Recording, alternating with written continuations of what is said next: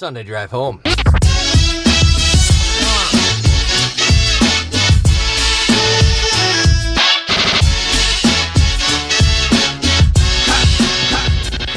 It was actually cold this morning. Like, really?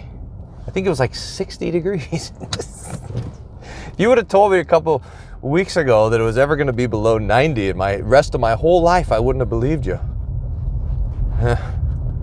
Hey, happy Sunday, everyone. Third last Sunday of the church year, whatever that means. I think it means that we've got 3 Sundays left until we are into Advent, and so it's time to start talking about the end of the world. You know, in a really wonderful way, the church year is like saying the Apostles' Creed really slow. Like, just imagining saying the Apostles' Creed so slow it takes you a year to say it. So you start conceived by the Holy Spirit, born of the Virgin Mary. That's like Advent and Christmas. Suffered under Pontius Pilate, crucified, died, and was buried. That's Lent. And then he will come again to judge the quick and the dead. That's like the last 3 Sundays of the church year. That's what we think about, that Jesus will come again to judge the quick and the dead. And I think that's why we had the text today from Holy Tuesday, from Luke 20, where Jesus is debating with the Sadducees in the temple. These guys, they come to Jesus and they say, okay, imagine this guy that gets married. This guy has a brother, and his brother gets married, and he dies, and then he marries the widow, and then he dies, and then the widow marries brothers 3, 4, 5, 6, 7. Imagine being like, brother number 5, and you've been to your 4 older brothers' funerals, and now you're looking at their widow. Yee. But the Sadducees tell this silly story, and then they say to Jesus, who's she going to be married to in the resurrection?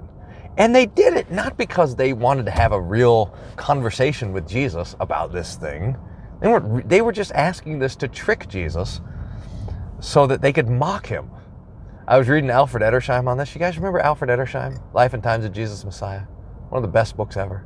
Written in 1899. You can find it online for free. It's so great. Or order it from Christian Books for like $20. It's one of the best.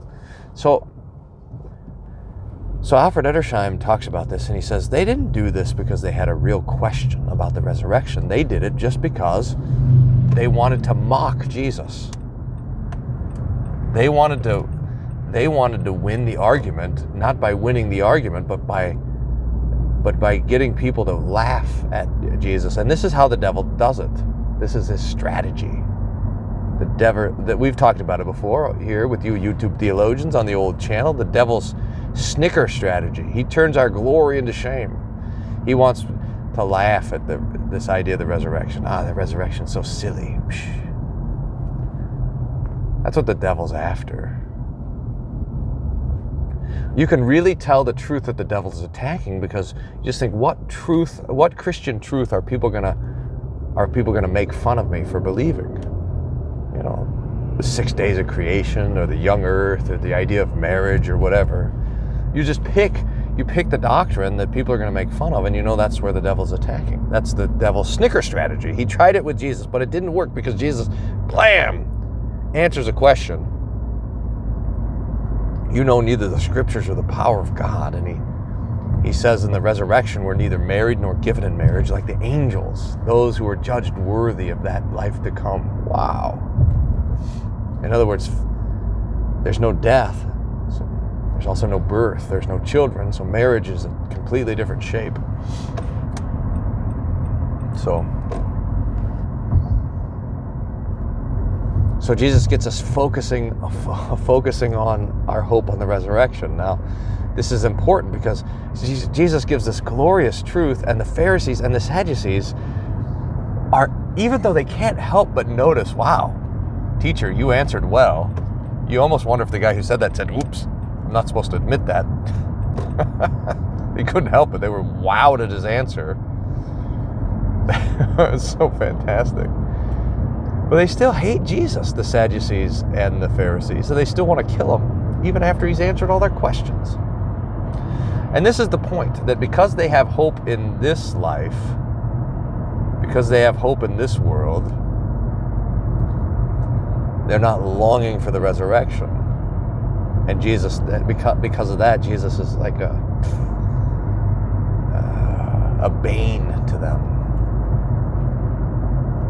But for us, for the Christian, who rightly have our eyes fixed on the sure hope of the resurrection of the body and the life everlasting, this is glorious. So it's good for us to meditate on the resurrection. Now, we confess in the creed all the time, I believe in the resurrection of the body and the life everlasting, but I'm convinced that we don't think of the resurrection. We don't, I mean, we say it, and if you ask someone, hey, do you believe in the resurrection? They say, yeah, but it's not like something that it doesn't compel us. It hasn't captivated our imagination. In fact, a lot of Christians, when they think of eternal life, they don't think of the resurrection. They think of the intermediate state, the time when people are kind of standing before the throne in their soul while their body is in the ground. That's only a very temporary arrangement until we come to the resurrection. So here's resurrection Q&A. Here's some of the questions I get all the time. Pastor, am I going to have this body in the resurrection? This same body? And the answer is yes. You don't get a new one. You get this one. Made new. And I know that because of Jesus. He's the first fruits of the resurrection. So when we want to know what the resurrection's like, we look at Jesus. And we ask the question, did Jesus get a new body, or did the old one resurrect? And if Jesus would have got a new body, then they would have found the old one in the grave. So the resurrection is of this body. This real, true body is the body that's resurrected.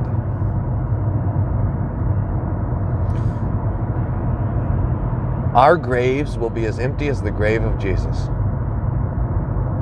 That's nice. Which leads to the next question, which is, wait, what if I don't want this body? It served me well, but I'm ready for an upgrade. Sorry. You got the body you got, but it'll be perfected. Jesus says, they will die no more. They will be like the angels. It'll be sown, St. Paul says, 1 Corinthians 15, like verse 42 and following, it'll be sown in corruption, raised in incorruption, sown in weakness, raised in power, sown a natural body, raised a spiritual body.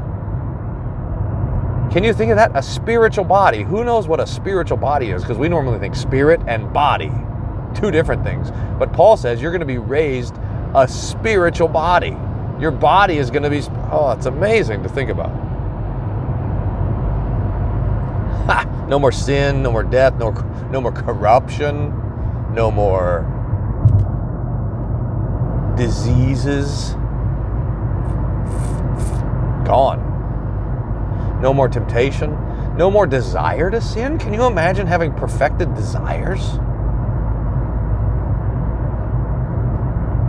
So that the days of doing what I don't want to do and not wanting to do what I do and all this, that is all over. Oh, the rest of it all. So this body is raised, but it's raised perfect. How old will we be in the resurrection? That's a good question. And I'm not sure we know the answer to that. I think that the best way I have to think about this is to say that Jesus was the same age when he was raised that he was when he died. Now, Jesus didn't stay in the grave for very long. But I don't wonder if it's if we ask that question because, well, there's probably two reasons why we ask the question. What age are we going to be in the resurrection? Number one, for the very old, we wonder if we're going to be very old when we're raised. And number two, for the very young, we wonder if, like babies, we'll be babies forever. I don't know that so we will be of an age where we will be able to rejoice in the Lord's mercy, but age won't be a thing for us in those days, because now the reason why age is so tough is because it means every every day gets a little bit closer to death, but in the resurrection, every day, whatever a day is in the resurrection, every day means getting a little further from death.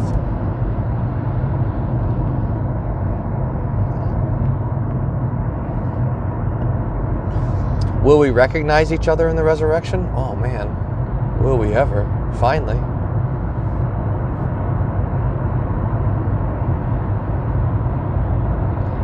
To be able to know and be fully known, to have all the stuff that gets in the way of our love for each other torn down. Can you imagine? Now, I don't know exactly what to do with this, but maybe I'll just say it and you guys can tell me what you think about this. Because I know enough from the scriptures and from the church fathers to know that this promise of the resurrection, that we will be body and soul in a perfected universe, that this promise is the promise that really compelled the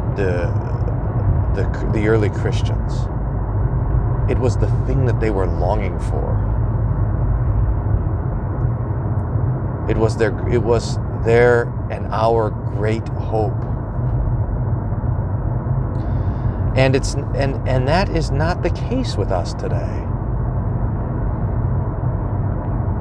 I don't know if it's because we've put our hope in this world, like our hope is that the church will grow, or our hope is that our country will be successful, or our hope is that we'll have a life of success or peace, or if it's because our hope has been abstracted, like we have this kind of vague hope of heaven and being before the throne of God or something like this. But I know enough to know that it's not, and it's for most Christians, that the promise of the resurrection has not grabbed a hold of our hearts and not let go. But it should. And this is where we're headed. The new heaven and the new earth where the righteous dwell. To the recreated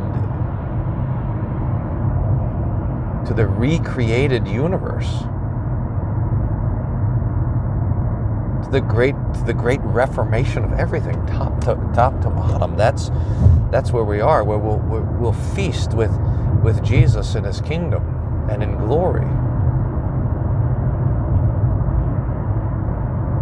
And it's right here.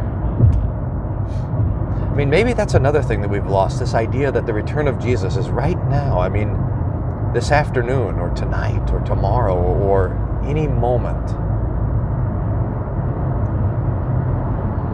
I mean, we're just one heartbeat away from that glorious trumpet sound. When the dead will be raised and we'll stand before the Lord and we'll hear, "Well done, good and faithful servant," and we'll throw down our crowns before him and we'll worship him forever.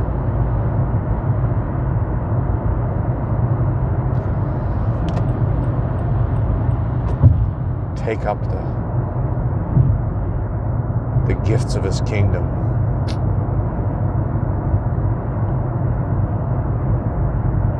And that distant triumph song sounds in the ear and keeps compelling us forward to work and serve and live and die and pray in this life, waiting for the life to come. Well, I'd love your thoughts about this, how Christians have lost our compelling vision of the resurrection and the hope that it entails.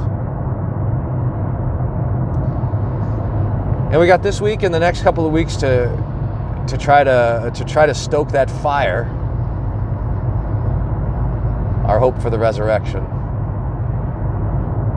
and our longing for the life to come. All right, YouTube theologians, thanks for being along for the ride. Oh, I've got this idea for videos. I want to do some videos, what what I wish my non-Lutheran family understood about closed communion and the liturgy and baptism. I want to do stuff like that. If you have ideas for that video series, send me a note or put them in the comments below, and subscribe to see stuff in the future. And thanks for riding home from church with me. God's peace be with you. Sunday Drive Home.